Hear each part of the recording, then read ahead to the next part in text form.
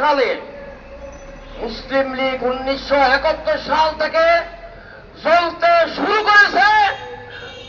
এই হাসিনার পতন যেদিন হয়েছে সেদিন থেকে জ্বলা বন্ধ হয়েছে। আমাদের গায়ে রক্ত নেই, আমাদের গায়ে মাংস নেই, হাড় নিয়ে আমরা রাজপথে আপনাদের সামনে আসছি। আমরা এই ফ্যাসিস্ট সরকারের পতনের পরে অন্তর্বর্তীকালীন সরকারকে বাংলাদেশ মুসলিম লীগ বলেছিল যে বিপ্লবের মাধ্যমে যে ফ্যাসিস্ট সরকারের পতন হয়েছে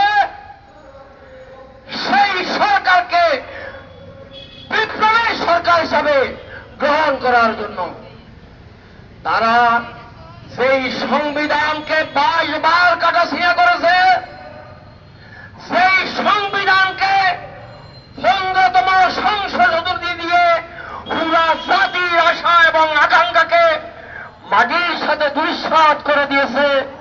তারা সেই দিকে বেড়ে গেল। ওই সংবিধানকে যদি আজকে সংশোধন করতে হয় আরো 30 বার সংশোধন করতে হবে। যদি আগের 22 বারের সংশোধনকে ধরে নিয়ে আরো 30টি সংশোধন কাটাছিয়া হয় তাহলে এটা সংবিধান থাকে না। এজন্য আমরা প্রথম থেকে সরকারকে সমর্থন দিয়ে বলেছি যে এটা জনগণের বিপ্লবী সরকার।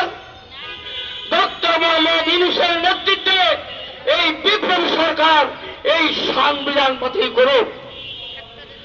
যেভাবে লোক তারা করে নাই। ইতিমধ্যেই সাংবিধানিক অনেকগুলো সংকট সৃষ্টি হয়েছে। যারা সংবিধান পড়েন, যারা সংবিধান জানেন, তারা পরিষ্কার করে সরকারকে বলেছে অনেকগুলো সাংবিধানিক সংকট তৈরি হয়েছে।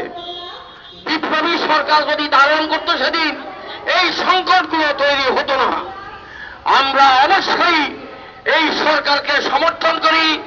ক্ষমতায় থেকে নতুন সংসদ, নতুন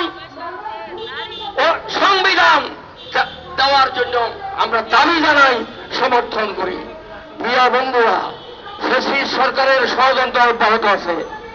আপনারা জানেন পার্বত্য চট্টগ্রামের 3 জেলায় ভয়াবহ ঘটনা ঘটছে। আপনারা জানেন রাজনৈতিক দলের দ্বন্দ্বে গত রাত্রেও আমার জানাতে চাঁদপুরে 7খানিক লোক আহত হয়েছে। আইনের শৃঙ্খলা পুলিশ যারা ফ্যাসিস্ট ছিল এবং ফ্যাসিস্ট সরকারের ভাড়াটিয়া পুলিশেরা দেশ থেকে পালিয়ে গেছে, আইন শৃঙ্খলার পূর্ণ প্রতিস্থাপন করা হয় নাই। ডক্টর মোহাম্মদ ইউনূস সাহেব, বাংলাদেশ মুসলিম লীগের পক্ষ থেকে পরিষ্কার করে আপনাকে বলি, আপনার বিরুদ্ধে ফ্যাসিস্ট হাসিনা সত্য এবং মিথ্যা মামলা দিয়ে সেদিন থেকে নাজেহাল শুরু করেছে। আপনি তাকে সেদিন থেকে চিনেছেন। বাংলাদেশ মুসলিম লীগ 1949 সাল থেকে এই আওয়ামী লীগকে ছেড়ে তারা ভারতের দল এবং তারা ভারতের পরামর্শেই এই দেশে যতগুলো লোক সৃষ্টি করেছে।